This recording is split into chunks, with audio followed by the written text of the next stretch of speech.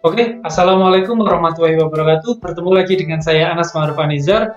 Dan pada kesempatan kali ini, pada video atau pertemuan ketujuh ini, pada mata kuliah teori bilangan kita akan membahas bab yang sudah tidak asing lagi, bahkan di SD pun kalian sudah mendapatkan, yaitu faktor persekutuan terbesar atau greatest common factor, atau yang biasa disingkat dengan FPP atau GCF, gitu ya. FPP dalam bahasa Indonesia, GCF dalam bahasa Inggris. Oke, kita langsung saja lanjut ke materi yang pertama pada pertemuan kali ini, yaitu tentang pengantar faktor persekutuan terbesar. Kenapa saya kasih pengantar kok tidak langsung definisi? Karena ada beberapa miskonsepsi yang kadang-kadang mahasiswa itu tidak tahu karena diberi konsep ketika SD langsung untuk mencari FPP saja. Seperti ini contohnya. Anggaplah A itu adalah suatu himpunan yang anggotanya adalah faktor dari 6. Oke, yang B adalah himpunan yang anggotanya adalah faktor dari 8. Yang C adalah himpunan faktor dari negatif 6. Dan yang B adalah faktor dari negatif 8. Kita lihat dulu yang A. Kira-kira faktor dari 6 itu apa saja? 1, Pak. Oke, 1. Ada lagi? 1 itu gandengannya dengan 6, berarti 1 dan 6, Pak. Ada lagi? 2 dan 3, Pak. Ada lagi? Enggak, Pak, sudah habis. 1, 2, 3, 6. Nah, kebanyakan kita akan berpikir seperti itu. Dengan pengetahuan kita pas waktu SD. Di bangku SMP SMA, kita tidak lagi menemukan mata pelajaran atau submateri matematika yang isinya tentang FPP. Padahal, kalau kita berbicara tentang faktor itu tidak hanya yang positif saja, tetapi yang negatif juga. Kadang-kadang jarang ini disampaikan. Sekali lagi, faktor itu bisa positif, bisa negatif. Itu ya. Cuma karena di SD kita kaitannya mencari faktor itu untuk menentukan faktor persekutuan terbesar, maka yang terjadi adalah yang negatif itu diabaikan. Karena negatif itu pasti kecil sekali dibandingkan dengan bilangan bulat yang positif. Kayak gitu ya. Tetapi di bangku kuliah kita harus paham kalau misalnya faktor itu tidak hanya positif, tetapi juga negatif. Jadi, untuk untuk himpunan A, faktor dari 6 itu apa saja? Selain 1, 2, 3, dan 6, maka ada min 1, min 6, min 2, dan juga min 3. Kalau misalkan dituliskan jadi seperti ini. Mulai dari yang terkecil ya, saya urut. Min 6, min 3, min 2, min 1, 1, 2, 3, 6. Kayak gitu. Loh, Pak, kalau faktor dari negatif 6, ada, Pak? Terus bagaimana? Sama saja. Bilangan berapa, bilangan berapa saja yang bisa habis membagi negatif 6. Negatif 6, negatif 3, negatif 2, negatif 1, 1, 2, 3, 6. Jadi faktor itu bisa dikatakan juga sebagai pembagi. Gitu ya, divisor namanya, pembagi. Jadi bilangan apa saja yang bisa habis membagi negatif 6? Ya sama kan, negatif 6, negatif 3, negatif 2, negatif 1, 1, 2, 3, 6. Artinya apa? Faktor dari 6 itu sama dengan faktor dari negatif 6. Himpunan A itu sama dengan himpunan C. Ini ya, himpunan A sama dengan himpunan C, yaitu ini semua. Gitu ya, itu pengantar faktor persekutuan terbesar. Ini masih faktor saja, tapi ya, belum FPP masih ya. Oke, itu jadi kalian harus tahu bahwa faktor itu tidak hanya positif dan negatif. Ternyata faktor dari 6 itu sama dengan faktor dari negatif 6. Begitu juga dengan faktor dari 8 pasti sama dengan faktor dari negatif 8. Saya kira nggak ada masalah. Kemudian lihat, kalau sekarang itu faktor ya, yang tadi faktor. Sekarang saya akan mengiriskan himpunan A dengan himpunan B. Himpunan A itu kan yang ini, himpunan B itu kan yang ini. Kalau yang ditanyakan adalah irisan, berarti yang kita cari adalah yang sama. Yang sama yang mana? Anggota yang sama. Negatif 6 tidak ada, 3 tidak ada, negatif 2, negatif 1, 1, dan 2. Selesai kita tuliskan. Artinya irisan dari himpunan A dan himpunan B adalah negatif 2, negatif 1, 1, dan juga 2. Selesai ya? Oke, itu tentang faktor. Nah, sekarang kita masuk ke faktor persekutuan. Namanya saja sudah persekutuan. Yang sekutu, yang apa ya istilahnya ya, yang saling ada lah. Yang menjadi sekutu itu kan yang sama-sama ada. Jadi yang sama itu yang mana? Jadi min 2, min 1, 1, 2. Jadi himpunan A irisan B yang isinya negatif 2, negatif 1, 1, 2 merupakan faktor persekutuan dari 6 dan 8. 6 dan 8 dari mana, Pak? 6 itu kan himpunan A, yang ini ya faktor dari 6. Yang B itu kan ini, 8 ya, faktor dari 8. Jadi 6 dan 8 itu dari sini. 6 dan 8, A dan B. Oke? Jadi negatif 2, negatif 1, 1, 2 merupakan faktor persekutuan dari 6 dan juga 8. Sekali lagi, faktor persekutuan itu tidak hanya yang positif, bisa juga negatif. Selesai ya? Oke, selesai tentang faktor persekutuan. Kita masuk ke cari yang terbesar dari himpunan ini. Yang terbesar dari himpunan A iris B. Negatif 2, negatif 1, 1 dan juga 2. Yang terbesar yang mana ya? Ya, yang terbesar adalah 2. Kayak gitu kan? Yang terbesar adalah 2. Maka tadi kan yang ini semua itu merupakan faktor persekutuan dari 6 dan 8. Kalau duanya adalah faktor persekutuan terbesar dari 6 dan 8. Kayak gitu ya. Dari 6 dan 8. Jadi seperti itu. Ketika di bangku SD, karena yang terbesar itu hanya yang positif pastinya, tidak mungkin yang negatif, maka yang negatif diabaikan, jarang disampaikan. Sebenarnya yang namanya faktor persekutuan itu bisa negatif. Kayak gitu ya. Kecuali kalau sudah kaitannya dengan ada kata-kata faktor persekutuan terbesar. Kalau sudah ada kaitannya dengan terbesar, maka bisa jadi, maka pasti hasilnya adalah positif. Gitu. Atau 0, tidak ada. Oke, selanjutnya karena sudah ada FPB, jadi ini. Disimbolkan seperti ini. Sedikit berbeda dengan di bangku SD. Kalau di bangku SD kan FPB buka kurung 6,8 sama dengan 2 kayak gitu ya. Di sini lebih simpel. Notasinya kalian hanya menggunakan kurung biasa. Kurung biasa ya. 6,8 sama dengan 2. Artinya ya udah bacanya FPB dari 6,8 adalah 2.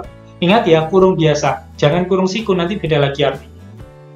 Kita gunakan kurung biasa. 6,8 sama dengan 2. Bacanya ketika kalian diskusi atau ketika kalian presentasi, membaca buku, membacanya itu jangan buka kurung 6,8 sama dengan 2, jangan. Bacanya faktor persekutuan terbesar dari 6 dan 8 adalah 2. Kayak gitu ya, nggak ada masalah. Jadi, faktor persekutuan dari 6,8 adalah 2. Karena faktor dari 6 dan juga faktor dari negatif 6 itu sama, gitu kan ya, ini tadi, faktor dari 6 dengan faktor dari negatif 6 itu sama, maka faktor persekutuan terbesarnya juga sama. Faktor persekutuan terbesar dari negatif 6 dan juga 8 adalah 2. Sama halnya, faktor persekutuan dari 6 dengan negatif 8 juga sama, yaitu 2. Faktor persekutuan dari negatif 6 dan negatif 8 adalah 2. Kayak gitu ya. Jadi logika berpikir kita itu berangkat dari faktor-faktornya, kita buat suatu himpunan, kemudian diiriskan. Kemudian dicari yang terbesar. Itu ternyata positif negatif itu tidak mempengaruhi dalam hal ini. Oke? Karena faktor persekutuan terbesar itu lebih dari sama dengan 0. Tidak akan negatif. Kayak gitu. Terus, bagaimana kalau misalkan ada pertanyaan, berapakah faktor persekutuan terbesar dari 0 dan juga 8? Ayo, kira-kira gimana? Oke, kita coba definisikan menggunakan himpunan seperti yang ini tadi ya. Faktor dari 0 dulu. X ya. Ingat ya, faktor itu apa sih Pak? Faktor itu pembagi. Angka-angka, bilangan-bilangan yang habis membagi 0. Kayak gitu ya. Bilangan negatif 3 kan juga habis membagi 0. 0 dibagi berapapun itu habis. Iya kan? 0 itu dibagi berapapun itu habis. Jadi, faktor dari 0 itu semua bilangan bulat. Topik kita, semesta kita berbicara tentang bilangan bulat ya, bukan bilangan real. Karena dalam berbicara tentang faktor itu kan awalnya dari pembagian. Ketika berbicara tentang pembagian, maka topik pembicaraan kita adalah bilangan bulat, bukan bilangan real. Kenapa Pak? Iya, karena yang dikatakan habis dibagi itu tidak memiliki sisa atau sisanya 0. Kalau koma-komaan, itu namanya tidak habis membagi. Makanya yang koma-komaan notabene adalah bilangan real, itu bukan semesta pembicaraan kita. Kayak gitu ya. Sekali lagi, faktor dari 0 saya simbolkan dengan X, himpunan faktor dari 0 adalah semua bilangan bulat. kecuali 0. Ingat ya, semua bilangan bulat kecuali 0. Kenapa? Karena 0 dibagi 0 hasilnya adalah undefined, tidak terdefinisi. Kenapa? Karena pembagi tidak boleh 0, yang di bawah itu tidak boleh 0. Gitu ya. Oke, selanjutnya ketika kita sudah mendefinisikan tentang faktor dari 0, kita akan mendefinisikan himpunan yang isinya adalah faktor dari 8. Berapa saja faktor dari 8? Jelas, negatif 8, negatif 4, negatif 2, negatif 1, 1, 2, 4, 8. Sama persis dengan yang tadi yang ini ya. Nggak ada masalah saya kira. Sekarang kita cari irisannya. Kita cari sekutunya. Yang mana sekutunya? Negatif 2, negatif 1, 1, 2 Pak. Jadi negatif 2, negatif 1, 1, 2. Sama berarti dengan yang ini ya. Apakah yakin? Jawabannya adalah kurang tepat. Kenapa? Ingat di sini ada tanda dan seterusnya, dan di sini juga ada dan seterusnya. Otomatis apa? Negatif 4 itu ada kan di sini. Di sebelah kirinya negatif 3 itu. Negatif 4 ada, negatif 8 ada juga. Kalau 4 ada di sebelah kanan di sini. 8 ada juga, dan berlaku seterusnya. Gitu ya. Jadi irisannya dari X dan Y adalah negatif 8, negatif 4, negatif 2, negatif 1, 1, 2, 4, 8. Atau dengan kata lain, ya Y itu sendiri. Itu kan? Ini kan Y. X irisan Y sama dengan Y. Dalam hal ini ya, kalau 0,8. Artinya apa? Langsung saja kita berbicara tentang faktor persekutuan terbesar.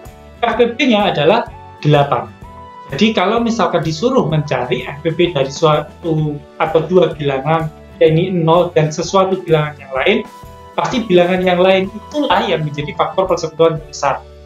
Ingat, yang ini yang positif loh ya. Kalau misalnya 0 dengan negatif 8, tetap 8 adalah faktor persekutuan terbesar. Begitu ya? Pak, faktor persekutuan itu mungkin 0 apa enggak? Jawabannya adalah enggak. Ingat ya, faktor persekutuan. Faktor pembagi. Pembagi itu tidak boleh 0. Berarti paling sedikit FPB itu berapa? 1. Paling sedikit itu. FPB faktor persekutuan terbesar itu paling sedikit adalah 1. Tidak mungkin 0. Faktor persekutuan terbesar paling sedikit adalah 1 kemungkinannya. Oke? Sekarang mungkin untuk pengantar bisa dipahami ya. Jadi faktor itu bisa positif negatif. Itu juga dengan faktor persekutuan. Kalau FPB itu tidak mungkin negatif. 0 pun tidak mungkin. Paling kecil adalah 1, kemudian 2, 3, 4, dan seterusnya. Misalnya. Gitu ya? Oke, kita langsung masuk ke definisi FPB, GCF atau GCD.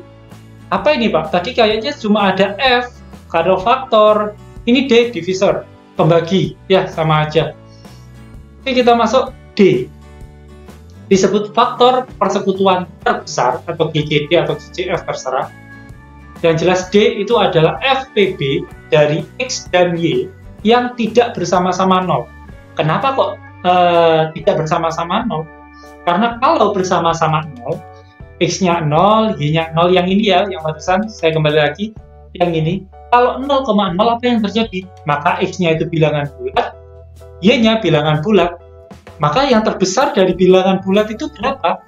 Kita nggak tahu. Soalnya bilangan bulat itu seterusnya sampai tak hingga, gitu ya. Makanya di sini ada kata-kata pada definisi dari X dan Y yang tidak bersama-sama 0. Artinya boleh salah satunya 0 atau keduanya tidak 0. Oke? Sekali lagi saya ulangi, D disebut faktor persekutuan terbesar atau FPB dari X dan Y elemen Z yang tidak bersama-sama 0 jika D elemen Z positif terbesar, artinya D elemen bilangan bulat terbesar dengan D habis membagi X dan D habis membagi Y. Itu ya, yang namanya saja pembagi. Oke. Kalimat ini, definisi ini bisa disimbolkan dengan kalimat matematis seperti ini. Jadi simpel ya, soalnya matematika itu bukan untuk memperumit, tetapi bagaimana kalimat yang rumit dibuat menjadi kalimat yang lebih sederhana. Begitu intinya matematika.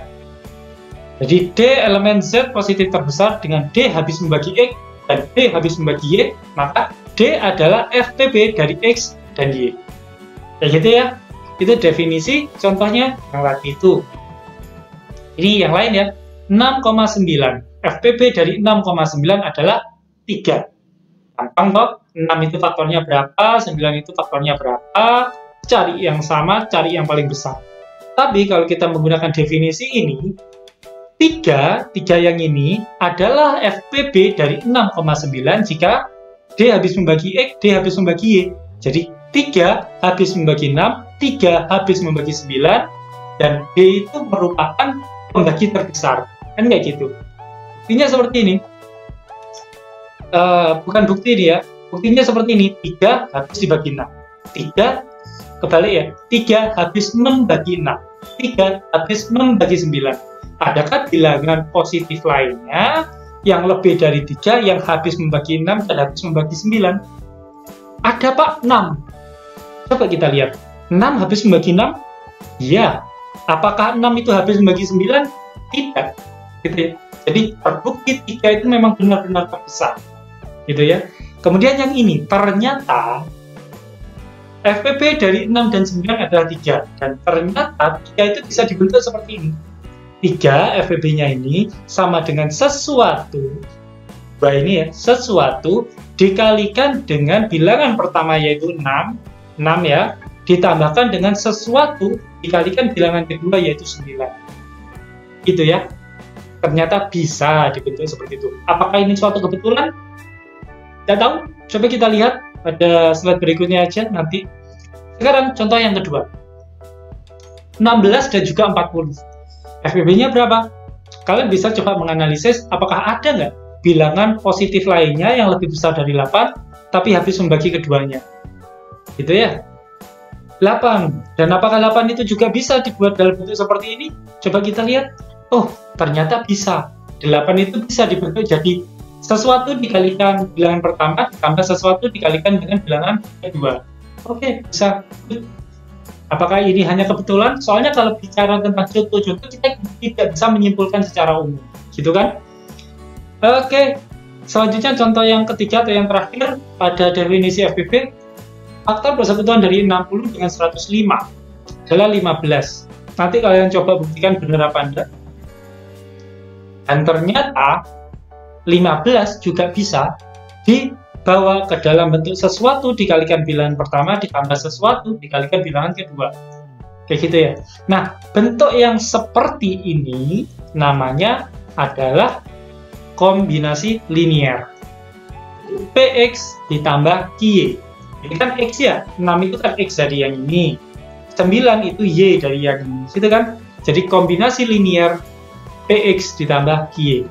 Itu bentuknya seperti ini. Ini namanya kombinasi linear. Oke? Mungkin itu untuk definisinya. Kita langsung masuk ke teorema. Satu-satunya teorema pada pertemuan ini. Jadi jangan khawatir, jangan bingung juga. Teoremanya mudah. Jadi inti teoremanya adalah kombinasi linear. D adalah faktor dari X, Y. Jika D merupakan faktor persekutuan terbesar dari X, Y, maka D elemen Z positif terkecil dengan, nah ini. Ketika D itu FPB dari X, Y, maka D itu adalah bilangan bulat positif tetapi terkecil yang memenuhi ini. D sama dengan PX plus QY. Gitu ya, kita punya dua sudut pandang sekarang.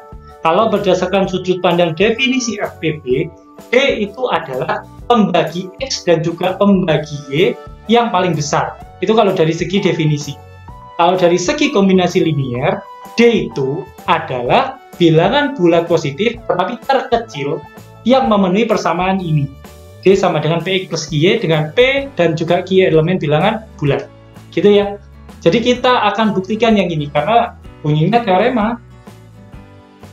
Jadi yang tadi itu menjawab yang tadi, apakah yang tadi itu bentuk kombinasi linear itu kebetulan atau berlaku untuk keseluruhan FPB? Jawabannya ada pada teorema ini. Dan tentunya kalau sudah ada dalam bentuk teorema ini, pasti jawabannya berlaku untuk seluruh FPB. Jadi ketika kita dapat FPB dari dua bilangan, maka pasti bisa dibuat ke dalam bentuk kombinasi linear. Dan ternyata ketika dibuat dalam bentuk kombinasi linear, D itu menjadi bilangan bulat terkecil yang memenuhi ini, kombinasi linear ini. Itu ya penjelasannya. Kita tambahi penjelasan yang contoh ya. 6,9. Seperti yang sudah dibahas tadi ya, FPP dari 6,9 itu berapa? Kalau yang tadi kan kita sudah dapat 6,9 itu 3 ini. Sekarang kita akan mencari FPP dengan menggunakan kombinasi linear. Jadi bukan dari faktornya atau pembagi-pembaginya, kita mencari dari sini. Ingat ya, PX plus QY, PQ-nya itu elemen Z. Karena di sini ada soal 6,9, maka X-nya 6, Y-nya 9. Kita coba. Kita masukkan P dan Q itu secara acak aja. Yang ininya jelas 6 dan 9. Sekarang saya buat P-nya itu negatif 2, Q-nya itu negatif 1. Kalian boleh mencoba sembarang bilangan. Nggak harus negatif 2 dengan negatif 1. Cuma ternyata ketika saya masukkan negatif 2, negatif 1, hasilnya adalah negatif 21. Ya, hasilnya adalah negatif 21. Saya coba lagi yang lain. P-nya itu 0, Q-nya itu negatif 1. Ternyata hasilnya adalah negatif 3. Saya coba lagi yang lain. P-nya itu 0, Q-nya juga 0. Ternyata 0. Oke. Saya coba lagi yang lain. P-nya itu 2, Q-nya itu negatif 1. Ternyata 3. Ya, ternyata 3. Oke. Kita coba lagi yang lain, yang lebih besar lagi. Ketika saya masukkan P-nya itu 2, Q-nya itu saya masukkan negatif 2, ternyata negatif 6 jawabannya. Dan begitu seterusnya, pasti nanti juga akan membesar, akan mengecil. Artinya apa? Oh, ini masih ada ini, contoh ini. Ketika saya masukkan P-nya itu 4, Q-nya itu negatif 2, hasilnya adalah 6. Kayak gitu ya. Dan seterusnya. Artinya apa? Dari bilangan yang ada di sini, ini kan PX plus QY itu yang sebelah sini. PX plus QY sama dengan D gitu ya. Kita lihat D yang paling kecil yang mana? Oh, kalau yang paling kecil banyak Pak, yang ini paling kecil. Oh, sorry, penjelasan saya kurang. Ini ada kata-kata D paling kecil tetapi Z plus, artinya bilangan bulat positif. Yang positif tetapi paling kecil yang mana? Oh, 0 Pak. Benarkah 0 itu bilangan bulat positif? Tidak. 0 itu bukan positif juga bukan negatif. Itu ya. Jadi yang positif dan yang terkecil adalah 3. Gitu ya. Dan seterusnya, ternyata bilangan positif terkecil adalah 3. Maka menggunakan kombinasi linear ini kita juga bisa menentukan FPP dengan cara seperti ini. Gitu ya. Itu penjelasannya. Pembuktiannya yang ini. Itu sama bukti. Nah, begini. Yang tadi itu, nilai-nilai yang mungkin muncul itu dari PX QY yang tadi, itu kita himpun dalam suatu wadah yang namanya himpunan S. Gitu ya. Sekali lagi, nilai-nilai yang mungkin itu dihimpun dalam suatu wadah himpunan S. Penulisannya seperti apa, Pak? Ya sudah, S merupakan himpunan PX plus QY. Kan memang gitu, PX plus QY. Di mana PX plus QY lebih dari 0. Jadi himpunan yang kita maksud itu hanya himpunan yang bisa dibentuk dari PX plus QY, tetapi ingat, harus positif. Jadi yang kalau tadi itu himpunannya ya 3, 6, dan seterusnya. Ini kan seterusnya ya, 3, 6, dan seterusnya. Jadi S itu adalah himpunan nilai-nilai yang mungkin dari PX plus QY yang hasilnya itu lebih dari 0 atau positif. Oke ya? Oke, artinya apa? P, X, Q, Y itu kan merupakan bilangan bulat. Maka PX ditambah QY merupakan bilangan bulat juga. Jadi anggota-anggotanya S itu pasti bilangan bulat. Karena lebih dari 0 berarti bilangan asli. Gitu kan? Jadi anggotanya S itu pasti anggota bilangan asli. Tetapi tidak semua bilangan asli loh ya, hanya beberapa saja. Jadi S itu adalah subset dari bilangan asli. Dari himpunan bilangan asli. Artinya apa? Ketika S merupakan suatu himpunan subset dari bilangan asli, maka S itu mempunyai himpunan terkecil. Sorry, anggota terkecil. Ingat ya, prinsip well ordering property dari bilangan asli. Subset bilangan asli juga. Jadi memiliki elemen terkecil. Anggaplah elemennya itu T. Gitu ya. Jadi T ini ada di dalam S. Otomatis T bisa dibentuk dari PX plus QY. Cuma T-nya itu terkecil. Itu ya. Oke, T-nya elemen S. Karena terkecil dan ada di S, gitu ya. T-nya elemen S. Maka apa? Bisa dibentuk dari ini. PX plus QY. Tapi saya pilih P-nya itu N, Q-nya itu M. Kayak gitu ya. Kalian pilih sama pun nggak masalah, misalnya T sama dengan PX plus Y gitu nggak masalah juga sebenarnya. Cuma agar lebih terlihat berbeda saja. Agar kalian tidak bingung, saya gunakan variabel lain, P-nya tak ganti N, Q-nya tak ganti M. Kayak gitu ya. Selanjutnya apa? Selanjutnya yang akan kita buktikan adalah T habis membagi X dan T habis membagi Y. Menggunakan teorema yang mana itu, Pak? Kok saya bingung? Ya pasti bingung karena ini memang belum kita miliki. Belum ada teorema yang bisa menjelaskan ini. Sehingga kita harus membuktikan terlebih dahulu pada pembuktian kali ini. Di dalamnya pembuktian ada pembuktian lagi. Jadi ini, dua ini, dari T sama dengan NX ditambah MY akan kita buktikan T itu habis membagi X dan T habis membagi Y. Gitu ya. Jadi membuktikan T adalah faktor persekutuan. Itu yang akan kita buktikan. Sama-sama habis dibagi X dan juga habis dibagi Y, maka kan merupakan faktor persekutuan. Kan seperti itu logikanya. Itu yang akan kita buktikan. Ini masih asumsi loh ya. Akan kita buktikan. Cara pembuktian langsung susah dilakukan, maka kita menggunakan pembuktian tidak langsung. Yang pertama dulu yang ini, T habis membagi X. Pakai pembuktian tidak langsung. Artinya andai T itu tidak habis membagi X, maka X sama dengan RT ditambah S. 0 kurang dari S kurang dari T. Pakai algoritma pembagian yang kemarin. Gitu ya. Pak, di sini kayaknya algoritma pembagian itu ada tanda sama dengannya. Iya, ada tanda sama dengannya kalau habis membagi. Di sini ada keterangan tidak habis membagi. Coba lihat lagi algoritma pembagian. Kalau tidak habis membagi, maka di sini tidak ada sama dengannya. Teorema 2.10 atau algoritma pembagian.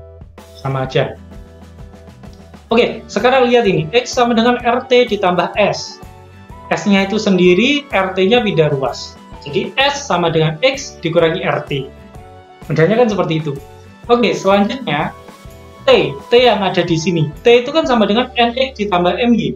Kita masukkan T-nya ini diganti NX ditambah MY. Sesuai ini ya. Selanjutnya kita kalikan. Kita distributifkan. R kali NX ya, RNX. Nah, ingat ya ada min-nya ya. Min R kali MY berarti min R MY. Selesai. Jadi saya distributifkan lagi. Sama-sama ada X-nya ya. Jadi X-nya keluar. Sorry ya, yang ini 1 min NR. Bukan 1 min NX. Sekali lagi yang ini ada kesalahan ketik. X-nya kan sudah keluar. Berarti di sini 1 min NR. 1 min NR. X ditambah min MR kalikan Y. Kayak gitu ya. Nggak ada masalah saya kira. Oke, jelas 1 min NX itu adalah bilangan bulat. Kenapa? N-nya itu bilangan bulat, X-nya, sorry kok X, ini R tadi harusnya. R-nya bilangan bulat, 1 itu juga bilangan bulat. Perkalian maupun pengurangan itu tertutup, memiliki sifat tertutup pada bilangan bulat. Jadi ini pasti hasilnya bilangan bulat, yang min MR juga bilangan bulat. Jadi S elemen S. Jadi ingat ya, bedakan kalau S kecil itu anggotanya, S besar itu himpunannya. Jadi untuk S elemen dari himpunan S itu kurang dari T. Sekali lagi, S itu kurang dari T. Maka terjadi kontradiksi. Kenapa kok S kurang dari T? Coba lihat, S itu kan yang ini, enggak? S itu 1 dikurangi NX dikali NR kalikan X ditambah min MR kalikan Y. Kayak gitu ya. Sedangkan ini bentuknya kan persis dengan yang ini. PX ditambah QY. Ini anggap P jadi PX ditambah ini anggap Q berarti QY. Karena bentuknya sama dengan ini dan S itu lebih dari 0 ini ya, ada kata-kata lebih dari 0, maka S kecil ini pasti himpunan S besar. Kayak gitu ya. Jadi ini asal-usul S elemen S besar. Oke? Dan lihat, S kurang dari T. Itu didapat dari ini kan? S kurang dari T. Jadi kita punya dua kesimpulan. S elemen S dan S kurang dari T. Maka terjadi kontradiksi. Kontradiksi dengan yang mana, Pak? Kan benar itu. Kontradiksinya dengan kata-kata ini. T terkecil. Katanya T itu anggota dari S tapi terkecil. Oh, di sini ada anggota dari S juga. Ya, ini S kecil yang lebih kecil dari T. Gitu ya. Maka terjadi kontradiksi. Kalau kontradiksi apa artinya? Pengandaian yang ini itu salah. Kalau pengandaian yang ini itu salah, maka apa? T habis membagi X. Jadi terbukti yang pertama yang ini ya, T habis membagi X. Pengandaiannya salah, kayak gitu loh. T tidak habis membagi X itu salah. Berarti yang benar adalah T habis membagi X. Gitu. Jadi kita sudah bisa membuktikan T habis membagi X. Dengan cara yang sama, kalian juga bisa membuktikan T habis membagi Y. Ingat ya, di dalam buku kalian lengkapi catatannya. Jangan menuliskan seperti ini, pembuktian T, Y dengan cara yang sama. Tapi tuliskan seperti ini ya, tapi untuk Y, maksudnya untuk Y. Gunakan variabel-variabel yang berbeda, sehingga terlihat bahwa X dan Y itu bisa berbeda. Oke. Itu belum selesai, kita baru membuktikan bahwa T habis membagi X dan T habis membagi Y. Baru membuktikan itu, masih belum membuktikan D elemen terkecil itu belum. Oke, ini lanjutannya. Ternyata T itu habis membagi X dan T habis membagi Y, yang barusan itu sudah kita buktikan. Maka T adalah faktor persekutuan dari X dan juga Y. Gitu kan? Faktor itu kan pembagi, sama-sama bisa habis membagi X, sama-sama bisa habis membagi Y. Maka T adalah faktor persekutuan dari X dan juga Y. Gitu ya. Ingat lagi kemarin, atau yang diketahui ini maksudnya, pada slide sebelumnya, D, yang ini ya, D adalah faktor persekutuan terbesar dari X dan Y. Ini, yang ini.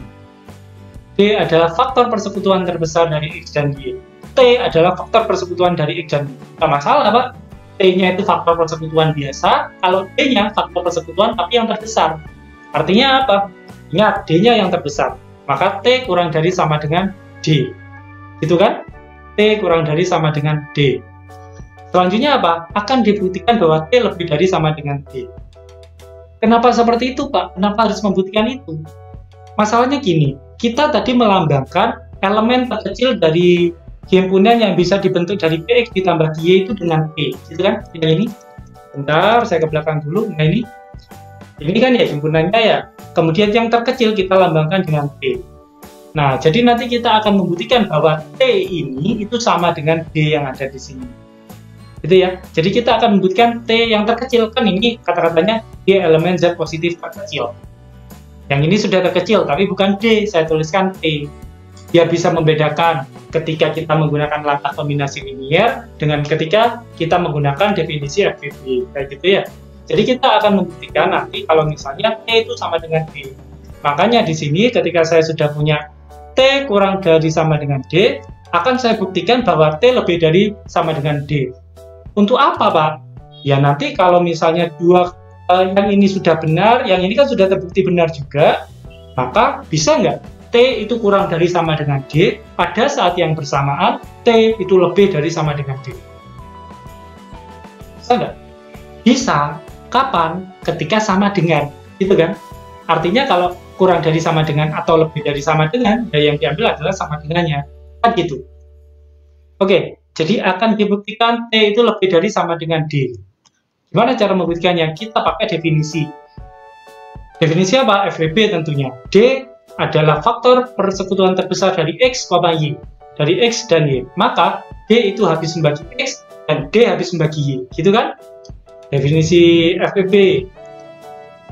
Definisi 2 atau FVB ya. Oke, jadi kalau misalnya ini D habis membagi X. Apa artinya? Berarti X bisa dituliskan dengan D dikalikan bilangan bulat sesuatu. Saya tuliskan bilangan bulat itu sebagai V. Jadi X bisa dituliskan dalam bentuk D kali V. Itu juga dengan Y bisa dituliskan D kali W. Seperti itu ya, dengan V, W adalah bilangan bulat. Pakai teorema apa itu, Pak? Pakai sifat keterbagian. Ya, definisi keterbagian yang dulu sudah. Oke, sekarang kita coba ke sisi yang lain tentang T. Kita kan punya T sama dengan NX ditambah NY. Dari mana itu, Pak? Yang dari tadi, sebentar. Nah, yang ini. T sama dengan NX plus NY. Ini ya. Jadi dari sini kita tuliskan. Oke, ini. T sama dengan NX plus NY. Apa artinya? T sama dengan N dV ditambah M dV. Oh bisa, Pak? Ini kan X ya, N kali X. X-nya kamu masukkan yang di sini, dV. Maka N kali dV, kayak gitu. X-nya diganti dV. X-nya diganti dV, jadi N dV. Kemudian Y-nya diganti dV. Jadi M dV. Gitu ya. Selanjutnya, karena sama-sama memiliki variabel D, D-nya keluar. Distributif ya. Berarti yang di sini tinggal NV dan di dalam tinggal MW.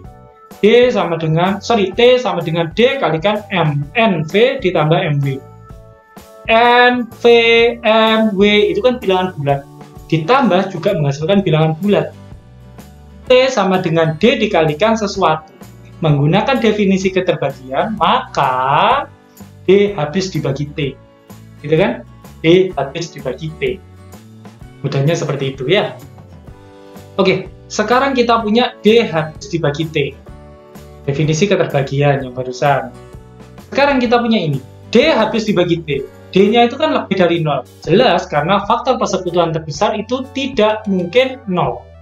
Selalu positif dan tidak mungkin 0. Pasti bilangan asli berarti. Jadi D lebih dari 0. Kemudian T lebih dari 0. Dari mana? Ya dari belakang itu juga. Kan di sini kan, sebentar. Nah, yang ini kan D elemen Z positif terkecil dengan ini. D sama dengan BX Y. S sama dengan ini lebih dari 0. T-nya terkecil. Masuk ke sini tapi lebih dari 0. Artinya T itu kan lebih dari 0. Soalnya T itu adalah anggota dari S. Sedangkan semua S itu lebih dari 0. Berarti T juga lebih dari 0. Kayak gitu ya. Jadi kita punya 3. D habis membagi T. D itu lebih dari 0. T lebih dari 0. D dan T lebih dari 0. Yang ini ya. D dan T lebih dari 0. Tapi D habis membagi T. Kira-kira mana yang lebih besar, D atau T? Pakai teorema yang sudah kita bahas kemarin. Jadi kalau ada dua bilangan itu lebih dari 0 semua atau bilangan positif semua, anggaplah itu D habis membagi T, maka mana yang lebih besar? Pasti T yang lebih besar, gitu ya. Maka T lebih dari sama dengan D. Jadi terbukti sudah yang ini. Nah, karena teorema 2.6 itu ya tepatnya ya. Nah, karena T lebih dari sama dengan D dan T kurang dari sama dengan D, jadi karena ini dan juga ini, maka dapat disimpulkan T sama dengan D. Gitu ya. Pembuktiannya selesai. Jadi benar bahwa D yang ada pada FBB ini, FBB X, Y, itu merupakan D yang sama yang bisa dibentuk oleh PX ditambah Y, di mana D-nya ini adalah Z positif terkecil yang bisa dibentuk dari PX plus Y. Itu ya. Saya kira mudah sekali. Mungkin itu dulu untuk pertemuan kali ini. Kurang lebihnya dari saya mohon maaf. Kalau misalnya ada pertanyaan silahkan dicatat terlebih dahulu. Nanti kita akan diskusikan. Tanyakan, nanti kita diskusikan di WhatsApp group ketika perkuliahan berlangsung. Secara daring tentunya. Mungkin itu dulu dari saya. Kurang lebihnya mohon maaf. Wassalamualaikum warahmatullahi wabarakatuh.